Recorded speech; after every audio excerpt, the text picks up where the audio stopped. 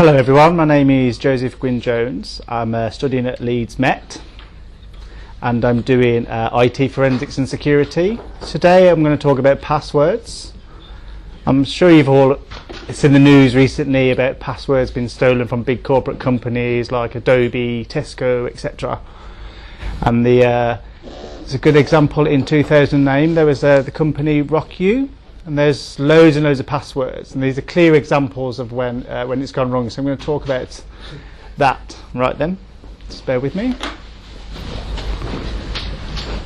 Obviously, there's lots of passwords that have been analysed, and lots of people use the same password regardless of usernames. So from 2012, there was passwords like on the screen. These are real, genuine, like I love you, dragon, monkeys. All of those are actually genuine passwords. And the lists don't change, over time people use the same static passwords. And this is why password lists are useful, because we need to think about how information is stored. So to make passwords even more secure, they have to be salted, and then they're hashed as well, so they basically increase the security and the fluidity of the passwords and make them more safe. So they use various different characters and numerical fields within them.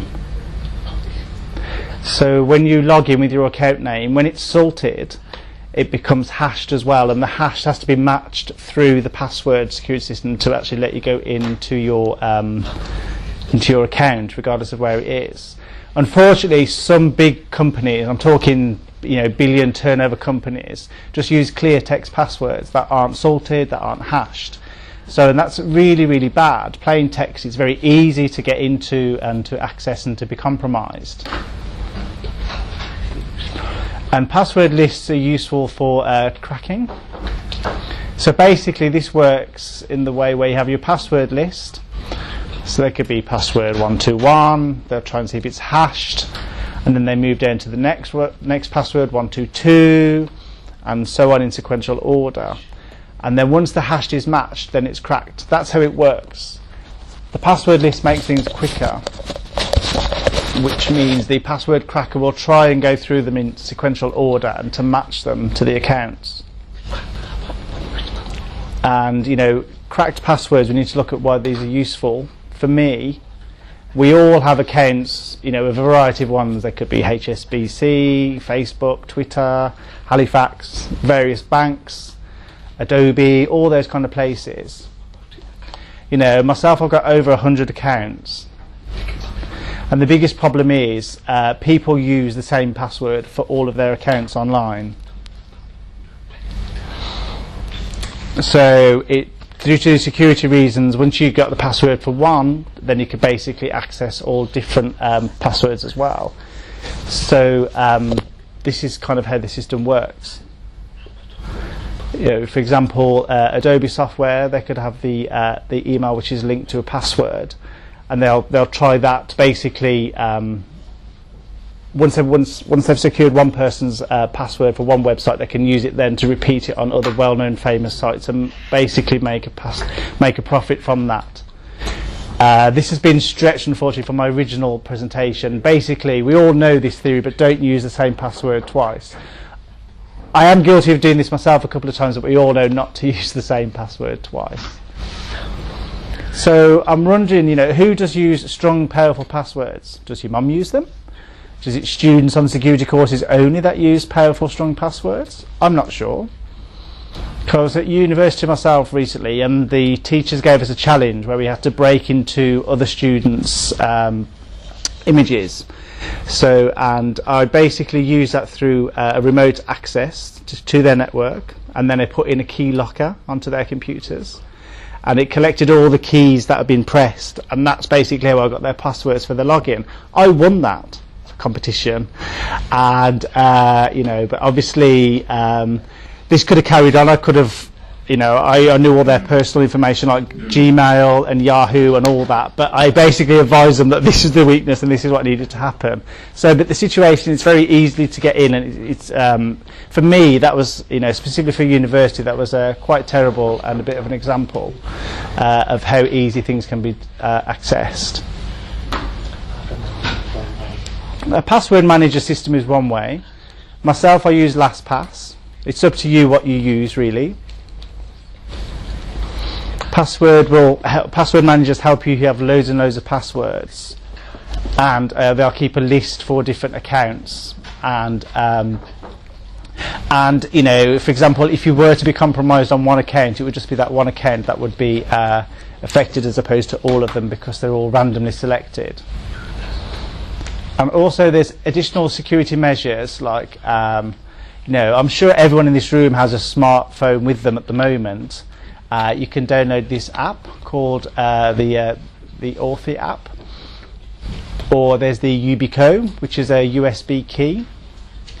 When you use that, it creates a random number which isn't repeated. It's changed all the time, so that means that's how information can be secured more safely. Or if someone wants to try and break into it, it doesn't obviously match and synchronize with the numbers in the other devices.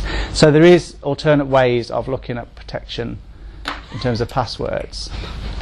Talking about password management, you're thinking, okay, so if someone's broken into my password manager, I'm done for, So you may look at this and think this is a beautiful password. It's got characters, capitals, small case, spaces, numbers, and all those symbols as well, but actually it's not. Password crackers are really effective, and they use specific sites like Wikipedia, and they'll look for keywords, key phrases, key expressions, and it was actually able to break that password because it's actually used and referred to on Wikipedia. I mean, you look at it and you think, oh, that's an amazing password, no one will ever break that, but that's actually stored somewhere as a phrase on the internet, as stated on the screen. A possible idea is to, I was done in Keynotes, but this is now in PowerPoint, so it's going to be SKUIF. This is Diceware, it should say on the screen. It's basically it's software that kind of treats things like the roll of a dice in terms of the way that things are selected. So when you roll a dice 5 times, you get a number, as shown on the screen there, the 63425. And the internet has 7,725 words listed randomly, and you match them to the numbers. So you roll 5 dice, then you get the first word, and then you roll 5 dice again to get the second word. And they're recommended at least 6 words, rolling 6 times basically to get 6 words. There are English words, but they're not within normal syntax, normal grammatical structure or order. They're just very randomly picked. This is very strong, and to increase it, you can actually add an extra character like I did with Vixen in the one below. Added an extra E into that just to give that extra element of security. You can use exclamation marks, various characters. It's up to you. This is something which is a really useful tool. I'm sure you've all heard about the Heartbleed situation. It's been spoken about today a few times, I've heard already, and obviously there was a recommendation for people to change their passwords and things like that. So basically, if you don't practice safe passwords, then obviously you're going to be at risk. So we need to look at, it's a good opportunity to remind everyone really to look at their passwords, and that's why I use password management systems and things like that to give myself that extra security. Okay, I went a bit quicker than I thought there, to be honest, and thank you all for watching. And thanks for Tom for supporting me and for organising everything here, and the support and the BSL support I've had today. So, and obviously I think in English, and then it's been translated into BSL, and then it's going to go to Ian, over to you. It's a bit like Google Translation, going from English to Russian and then going back to English, so it's all going to be a bit skewiff.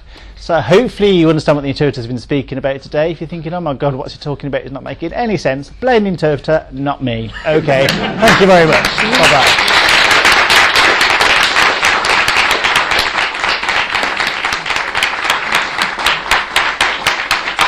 Anybody have any questions?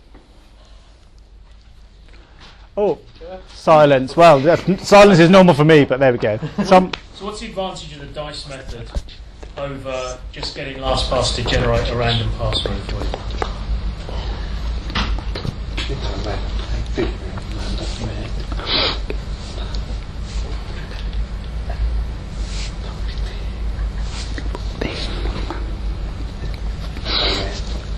Yeah, so basically the way that the diceware works is it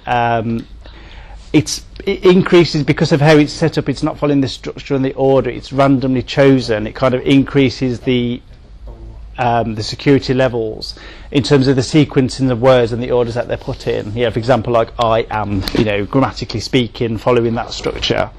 And this wouldn't match websites like Wikipedia, where it's all done within the English grammatical order, so it's all mixed about and a bit more skew-if. So that's kind of where the strength of that comes from in comparison to just doing a random generated. Did that answer your question, or have I gone off the point?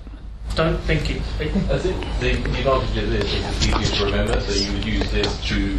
As your LastPass. Easy for your name, yes. And then the random.